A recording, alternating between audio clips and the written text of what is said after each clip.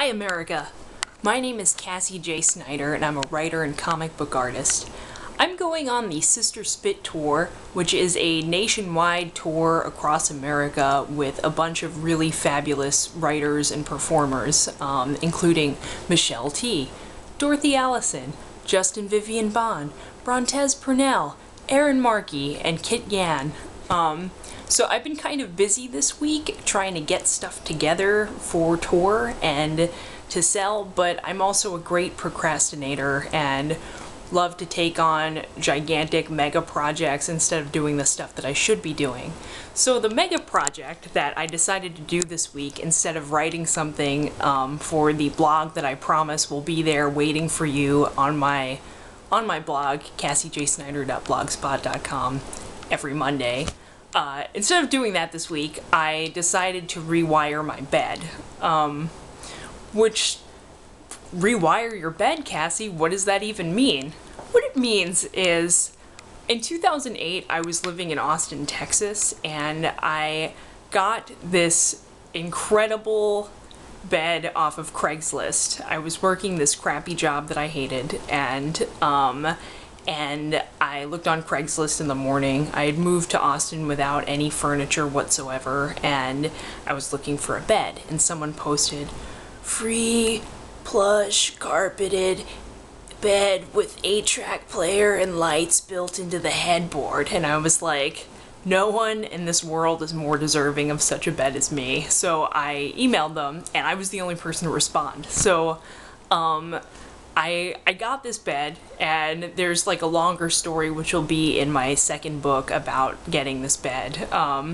But I've carted this bed from city to city to city every time I've moved because it's that awesome. And the 8-track player, I replaced it in my first when I first got it, and then it stopped working. So then the radio stopped working this last move that I did, and that was a bummer. So it's kind of like keeping like grandma around after she's dead, like a little bit.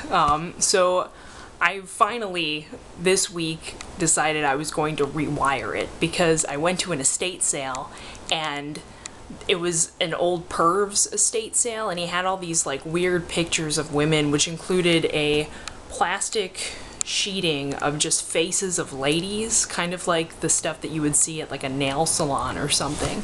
So that seemed like it would make a good light. So I just am pretty proud of myself for doing all this wiring, which I know nothing of, and I'm going to show you what I did.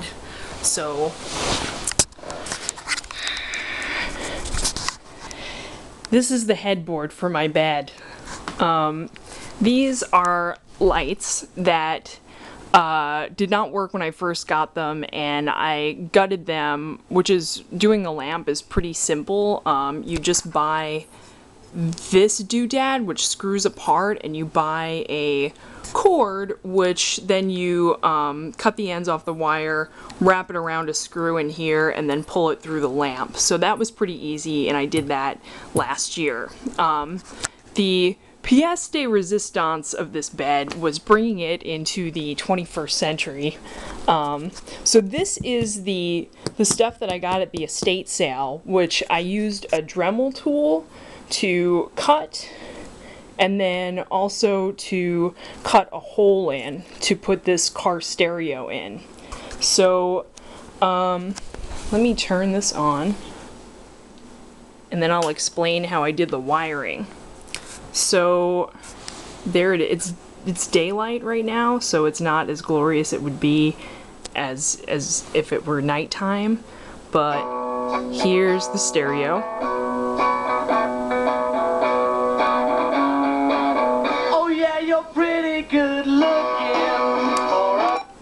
Okay, so let me explain how I did that, so you two at home can also rewire some weird furniture that you might have laying around. So let me turn it off, and if we get behind the bed,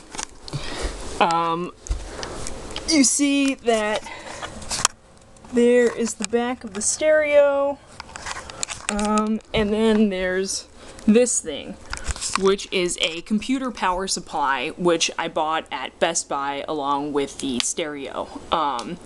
And what you do is well, you're not going to be able to see it.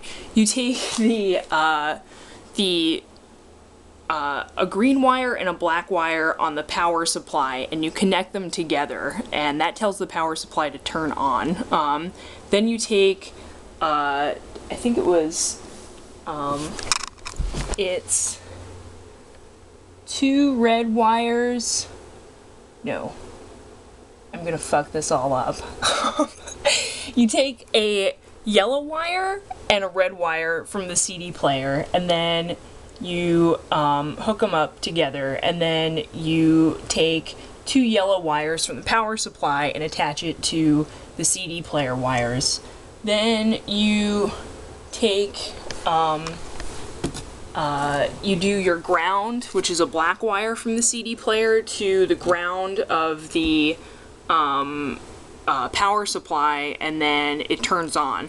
Then, based on the instructions of your stereo, you have to figure out which wires are for the speakers. And what I used for the speakers, because the old speakers in this thing were kind of shot, were bookend speakers, which you can't really see right now, that they're just like regular speakers from like a 1960s record player. And then you hook them up to the CD player, and that's how you have sound. And then I ran everything to a power strip, and you're good to go. So it was really complicated. It took me like 6 hours to do yesterday and like 2 hours today to just bracket everything into place.